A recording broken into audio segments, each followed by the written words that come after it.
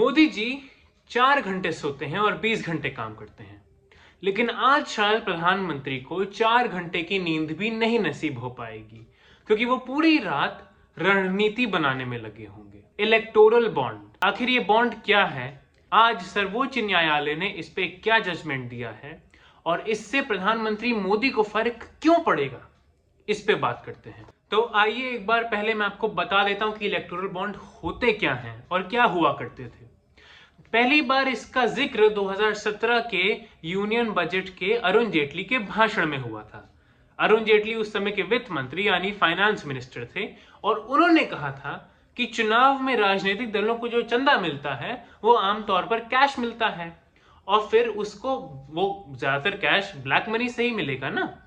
तो उस कैश को खत्म करने के लिए हमें एक स्कीम लानी चाहिए जिससे जो चंदा उठता है राजनीतिक दलों के नाम पर वहां से काला धन गायब हो जाए। तो फिर इलेक्टोरल बॉन्ड्स स्कीम आई, जिसमें आपको अगर किसी राजनीतिक दल को चंदा देना है तो आपको बिना अपना ज्यादा नाम पता कुछ बताए बस बैंक में जाना होगा और एक बॉन्ड खरीदना होगा। कूपन की तरह समझ लीजिए, एक कूपन की तरह एक बॉन्ड खरीदना होगा एक सेट अमाउंट के लिए। कि मान लीजिए आपने 10,000 के 3 बॉन्ड खरीदे, तो मतलब आपने कम से कम 30,000 रुपए का चंदा देने का सोचा है। अब आपने 10,000 के 3 इलेक्टोरल बॉन्ड एसबीआई से जाकर प्राप्त किए और फिर वो तीनों बॉन्ड आपने अपने मनपसंद राजनीतिक दल को पकड़ा दिए। फिर वो राजनीतिक दल उन तीनों बॉन्ड्स का इस्तेमाल करके 30,000 रुपए 10-10,000 के 3 करके निकलवा लेगा अपनी चुनाव लड़ने के लिए, अपने चंदे के लिए, जैसे भी। और इस पूरी प्रक्रिया की सारी जानकारी सिर्फ और सिर्फ एसबीआई के पास होगी। आपका नाम, पता, कितना आपने डाला, कैसे डाला, कुछ और किसी को नहीं पता चलेगा। खाली एसबीआई के पास सारी इंफॉर्मेशन होगी। तो ये था इलेक्टोरल बॉन्ड्स किस तरीके से काम करते हैं और उनसे राजनीतिक दलों को चंदा कैसे चढ़ता है। तो अब इसमें दिक्कत कहाँ आई? दिक्कत ये है इस पूरी प्रक्रिया में कि जब सब कुछ सिर्फ एसबीआई को पता होगा तो कोई बहुत ही अमीर, करोड़पति, लखपति, जो भी उद्योगपति, मान लीजिए बड़े बड़े उद्योगपति, आम लोग नहीं, वो अपने मन माफिक जितना चाहे उतना पैसा सत्ताधारी दल की तरफ फेंक सकते हैं और बदले में लाइसेंस उठा सकते हैं, बदले में सरकारी कॉन्ट्रैक्ट उठा सकते हैं, अपनी मन की नीतियां बनवा सकते हैं जिससे उनको व्यक्तिगत फायदा होगा। और दूसरा ये पहलू भी था इसको चैलेंज करने का सर्वोच्च न्यायालय में कि जो हक होता है एक आम नागरिक का जब वो वोट डालने जाता है लोकतंत्र में, उसका हक ये भी होता है कि जिस दल के लिए वो वोट डाल रहा है उस दल को चंदा कैसे आ रहा है, उस दल का चंदा इस्तेमाल कैसे हो रहा है, इन सब मामलों में उसको जानकारी होनी चाहिए। ये उतना ही उसका हक है जितना लोकतांत्रिक हक उसका वोट डालने का है हर चुनाव में। तो इन बातों पर इलेक्टोरल बॉन्ड्स स्कीम को सुप्रीम कोर्ट में चैलेंज किया गया। अब आते हैं सुप्रीम कोर्ट ने सुनवाई के बाद क्या फैसला सुनाया। फैसला ये सुनाया गया कि इलेक्टोरल बॉन्ड्स असंवैधानिक हैं, अनकॉन्स्टिट्यूशनल।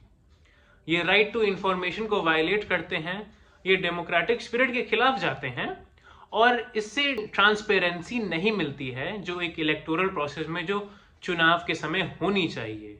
जब आप वोट डालने जा रहे हैं तो आपको पता हो कि कहां से किसको चंदा मिल रहा है, आप सही इंसान को वोट डाल रहे हैं कि नहीं डाल रहे हैं, ये सब। तो पूरी तरीके से इलेक्टोरल बॉन्ड्स को बंद कर दिया गया है और सुप्रीम कोर्ट ने कहा है कि 2019 से लेके अब तक जितने भी इलेक्टोरल बॉन्ड भेजे गए हैं उन सबका डेटा एसबीआई को जल्दी से जल्दी बताना है। इसके अलावा जितने भी बॉन्ड, देखिए इलेक्टोरल बॉन्ड्स के 2 पहलू होते हैं। पहला तो आपने बैंक से इलेक्टोरल बॉन्ड खरीदा, दूसरा जब आप उस इलेक्टोरल बॉन्ड को राजनीतिक दल के हाथ में सौंपेंगे तो वो राजनीतिक दल उसे अपने पास रखा रहेगा, फिर जब उसे चंदा निकालना होगा तब वो उसे इन कैश करेगा। तो सुप्रीम कोर्ट ने ये कहा कि अभी तक जितने भी बॉन्ड इन कैश नहीं हुए हैं उन सब का रिफंड करवाया जाए, मतलब सारा पैसा वापस जिसने वो इलेक्टोरल बॉन्ड खरीद के पार्टी को दिया था वापस भेजा जाए और उन सारे बॉन्ड्स को कैंसिल कर दिया जाए जो इन कैश नहीं किए गए हैं पार्टी द्वारा। ये निर्णय लेते समय कोर्ट के सामने 3-4 अहम मुद्दे भी आए।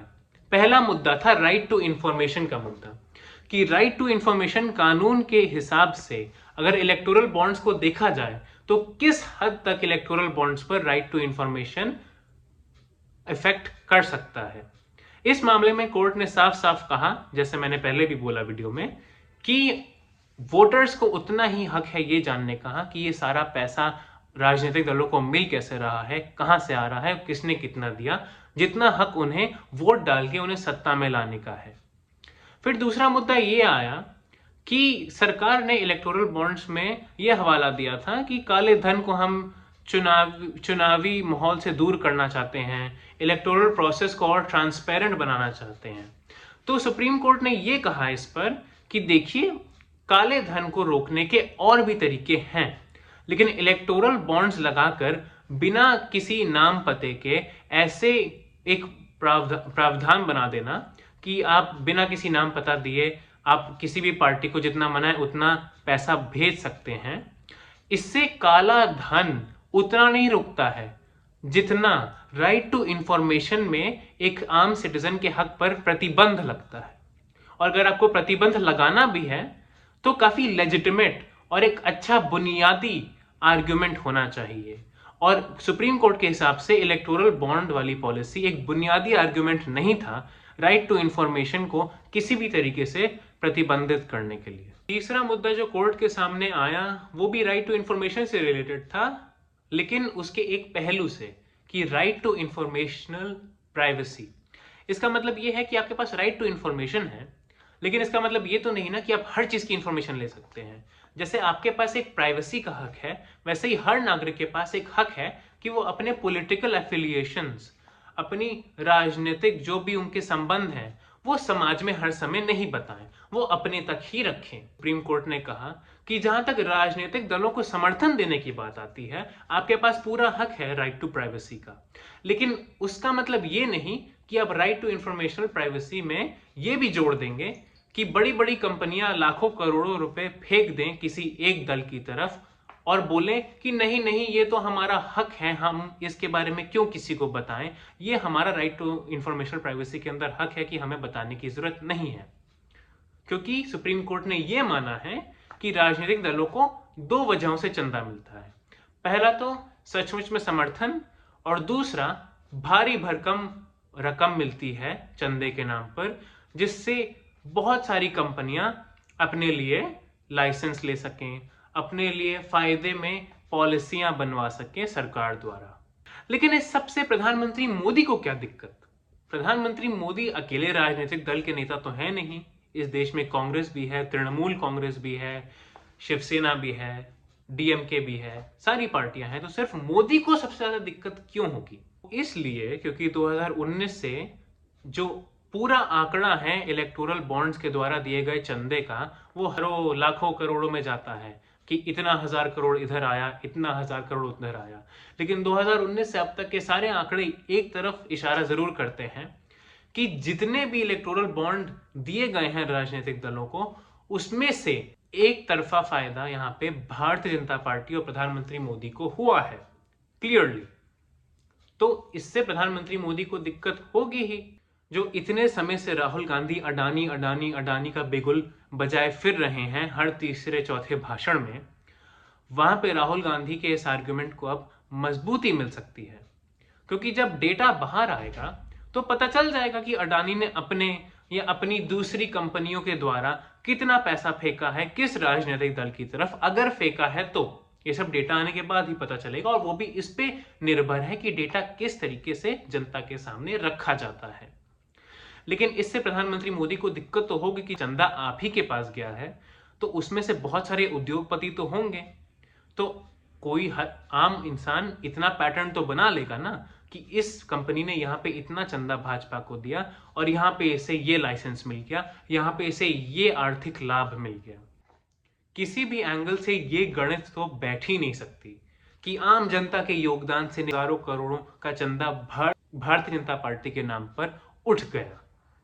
क्योंकि आज भी इस देश में कुछ समय पहले, कुछ सालों पहले एक डेटा निकला था, उसके मुताबिक अगर चले तो अगर आप प्रति महीना 25,000 रुपए या उससे ज्यादा कमाते हैं तो आप जनसंख्या के चोटी के 10% में आते हैं।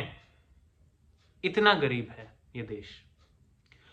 आज भले ही गरीब लोगों को लाभार्थी स्कीमों से फायदा हो रहा हो, लेकिन इसका मतलब ये नहीं है कि उनके पास अब भर भर के पैसा आ गया है, वो अपने मन से सब कुछ खरीद ले रहे हैं।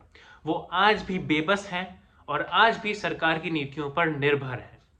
तो एक बात तो साफ है कि जिस देश में 25,000 रुपए कमाने से आप चोटी के 10% में आ जाते हैं, उस देश में आम जनता इतना पैसा तो नहीं एकजुट दे सकती ना, जितना उद्योगपति दे सकते हैं, जितना बड़े बड़े करोड़पति दे सकते हैं। तो चिंता इस समय प्रधानमंत्री मोदी को इस बात की नहीं है कि मेरा डेटा बाहर आने वाला है। चिंता उन्हें इस बात की है कि जल्दी से जल्दी इसको पलटना पड़ेगा, वरना कुछ विस्फोटक हो सकता है। इसमें कोई दो राय नहीं है कि भारत सरकार ने हमेशा से ही अपने मन माफिक सर्वोच्च न्यायालय के निर्णय को पलटा है। चाहे वो राजीव गांधी की सरकार हो शाबानो केस में, चाहे वो इंदिरा गांधी की सरकार हो अबॉलिशन ऑफ प्रिवी पर्स के केस में, या फिर वो नरेंद्र मोदी की सरकार हो। प्रधानमंत्री मोदी ने भी ये कई बार किया है।